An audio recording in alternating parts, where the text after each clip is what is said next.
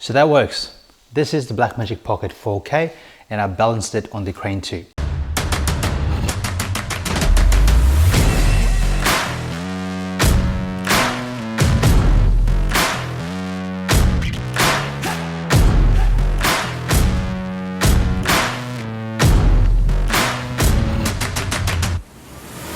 You've got the Crane 2 base plate.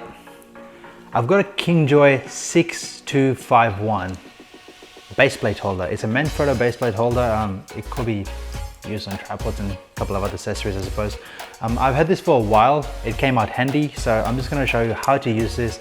I'm pretty sure I bought this $50–60 from eBay.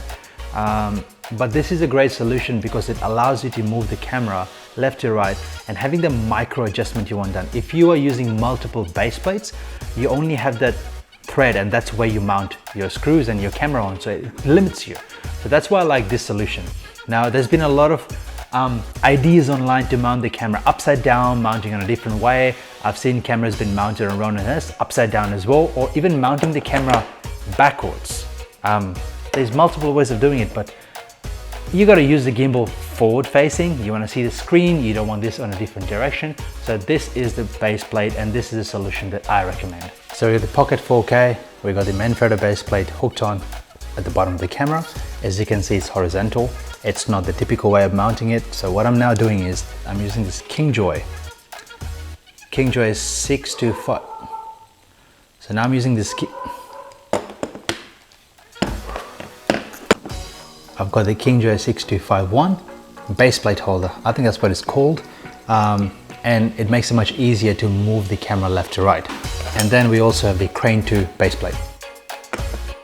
So let's mount this on, see how it all looks.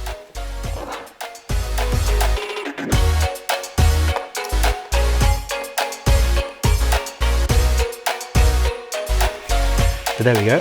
That's the Pocket 4K mounted onto the Kingjoy base plate holder. That's how it looks like.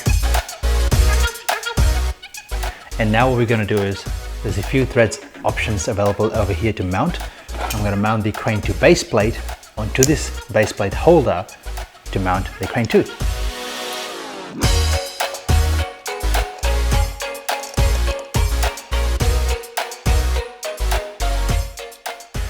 One thing I've learned is to mount the base plate for the Crane 2 on center position so you don't have to move the camera too much forward and backwards. It makes it easier to adjust as well. And of course that is also dependent onto the lens. So if you're using a Voigtlander lens which is a little bit more heavier with metal housing, then you probably want to move it a bit as well. So there we go. That's the Crane 2. It seems to be balanced.